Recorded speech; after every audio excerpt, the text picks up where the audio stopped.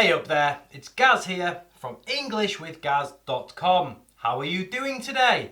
Let me know in the comments below.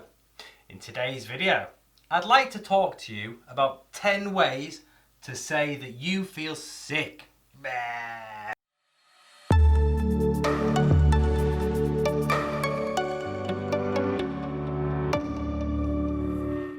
If you're learning English and you enjoy learning new phrases or vocabulary that will help you sound more like me, then please start now by subscribing to my YouTube channel. I make videos every week to teach you vocabulary and help you sound more natural and native. Don't forget to turn on notifications so you get informed when I make new videos. Right, let's get into today's subject, which is 10 ways to say that you feel sick.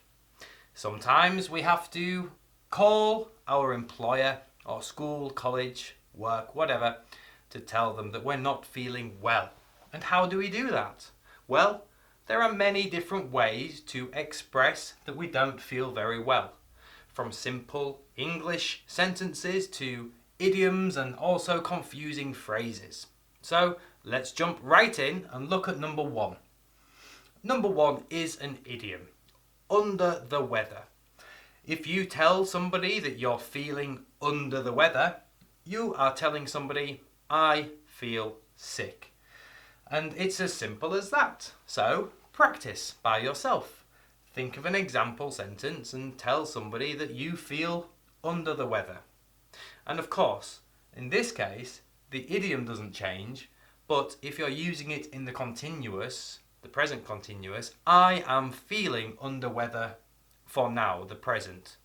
Boss, can I go home please? I'm feeling under the weather. Of course, in general terms, I feel under the weather. On the telephone, I'm not coming to work today. Why not? I feel under the weather. Okay, as if it were that simple. If your bosses are anything like mine, they would say, come to work anyway. Because I worked in casinos for many years and that's the attitude of a casino manager. They don't care about the staff, they care about the money. But that's a different story. And yes, I used to work in casinos for many years, 9 years as a croupier. Croupier, that's somebody who deals games in a casino.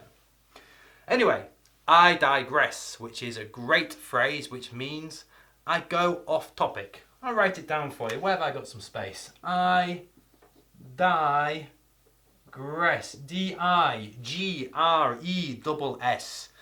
If you find you're talking about something that you shouldn't be talking about, and you want to bring the conversation back to the topic you want to discuss, you can say two little words. I digress. And then continue speaking about what you want to speak about. But being British, we usually say, sorry, I digress. 3 words. So, I digress. Let's get back to number 2. Number 2 is to tell somebody you feel very ill. To exaggerate. The fish was this big. To exaggerate. To be on death's door. On the door of death. I mean, we say this, but we're not on death's door. You know, there's an old running joke that when men get the cold or the flu, that we overreact and exaggerate, and so this is what we might say. How do you feel today? I feel on death's door. You'll be okay, don't worry about it. But this is an expression to show that you don't feel very well. Number 3, again, this word death. I feel like death warmed up. Yeah, don't try to understand what it means. I've thought about it many times and it still doesn't make much sense to me. Why would we warm up death? Doesn't make any sense. And why would warm death be better than cold death? I'm still lost. But we use it as an expression to say we don't feel very ill. I feel like death warmed up. You practice saying it. It's not the easiest thing to say. It's not the easiest sentence. I feel like death warmed up. Listen to the rhythm. I feel like death warmed up. Number 4. I feel or I am as sick as a dog or a parrot. Some people say I'm as sick as a dog. Some people say I'm as sick as a parrot. Doesn't make any difference. If you are as sick as a dog or as sick as a parrot, you don't feel very well. Okay, number 5. We catch a cold. And sometimes people say I caught a virus. But as far as I understand the language, we use a phrasal verb and we pick up a virus.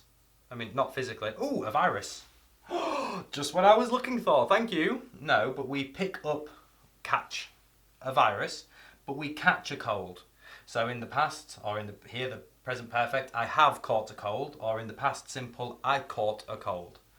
And we pick up a virus, but some people might say catch a virus. Let's move on to number 6.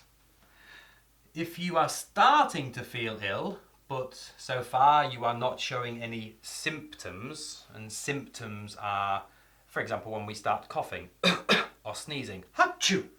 Or sniffling. These are symptoms of a cold. So maybe we have a sore throat, our throat hurts, and we have a sore throat. You might say to somebody, I'm coming down with something. I'm starting to get ill. I'm coming down with something. Now, 7 is very similar to 5, but I wanted to highlight this word here, which is bug. People may say, I caught a bug. Now, usually they mean a stomach bug, something that made you feel sick or physically be sick. Not so much a long process like having a cold, but just something that made you throw up to be sick. And so people say that they have caught a cold, or I caught a cold, of course, in the past simple. Okay, number 8. Again, this is before you get ill. Usually a big reason why people get ill is because they feel run down.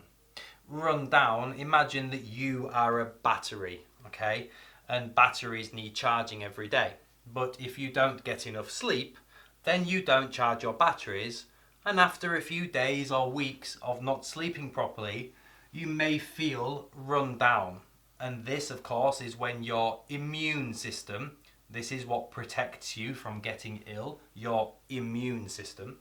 If your immune system is low, then you're more likely to catch a cold. So you may tell somebody, I feel really run down. I'm going to take a day off work tomorrow. Try and recover so I don't get ill. Okay, number 9, if it's too late and you already got ill and you're full of cold, that's what we can say as well. I'm full of cold. Then you may find that you are bunged up. Bunged up.